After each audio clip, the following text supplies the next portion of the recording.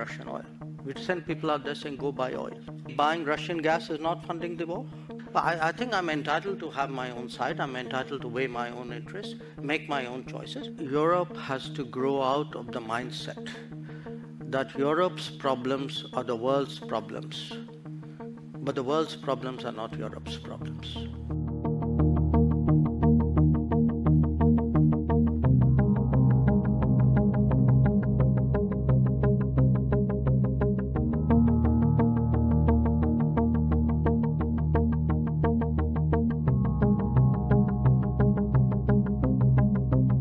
In terms of our oil purchases, we don't send people out there saying, go buy Russian oil.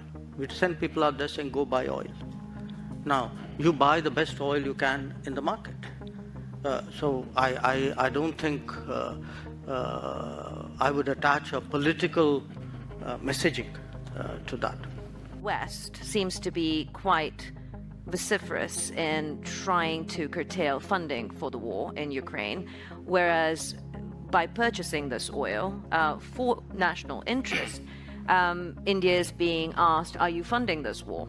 So, look, I mean, I don't want to sound argumentative, but then tell me if buying Russian gas is not funding the war? I mean, why is it's only Indian money and oil coming to India which funds, but it's not gas coming to Europe which funds? I mean, look, somewhere, I mean, let's be a little even-handed out here.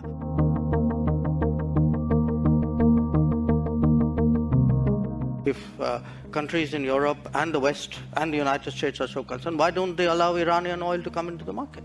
Why don't they allow Venezuelan oil to come into the market? I mean, they've squeezed every other source of oil we have. And then say, okay, guys, you must not go into the market and get the best deal for your people. I don't think that's a very fair approach.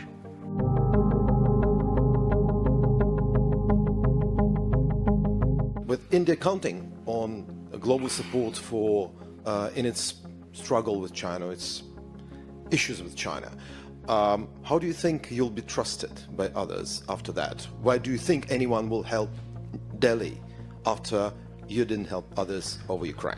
It's an interesting question which you might, I mean, not you, meaning you personally, but people might want to ask themselves, because if I were to take Europe collectively, which has been singularly silent on many things which were happening, for example, in Asia, you could ask, why would anybody in Asia trust Europe on anything at all? Today, Europe is buying oil. Europe is buying gas. I just read the new package of sanctions.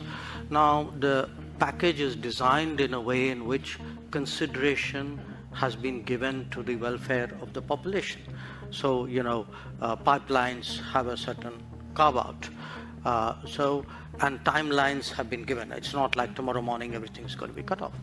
So, people need to understand, if you can be considerate of yourself, surely you can be considerate of other people. So, if Europe says, look, we have to manage it in a way in which its impact on my economy is not traumatic, that freedom or that choice should exist for other people as well.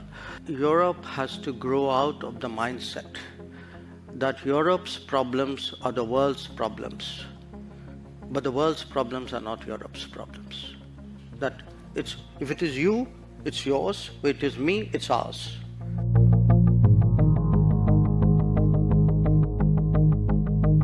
There is a linkage today which is being made. A linkage between China and India and what's happening in Ukraine. So come on, guys. I mean, China and India happened way before anything happened in Ukraine. We have a difficult relationship with China. We're perfectly capable of managing it. It's if I get global understanding and support, obviously it is of help to me. But this idea that I do a transaction, that I come in one conflict because it will help me in conflict too, that's not how the world works. So a lot of our problems in China have nothing to do with Ukraine, have nothing to do with Russia. They predate it.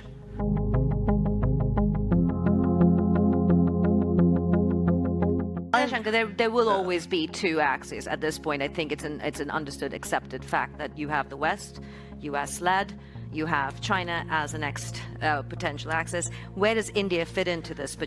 Are you planning to not pick a No, side? I'm sorry. That is exactly where I disagree with you. This is the construct you are trying to impose on me, and I don't accept it.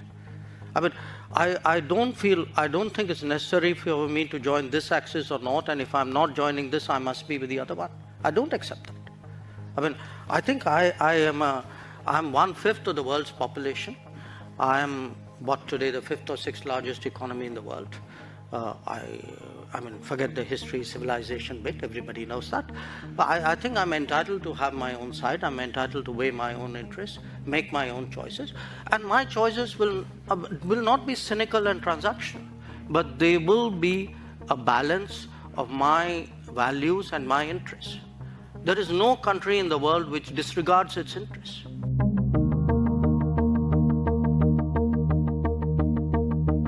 The wheat was actually being stocked for being traded. So in a way, our goodwill was being used for speculation. So we had to do something to stop that, because it was also impacting us at home. Our prices were going up. So I want to be very clear what we have done.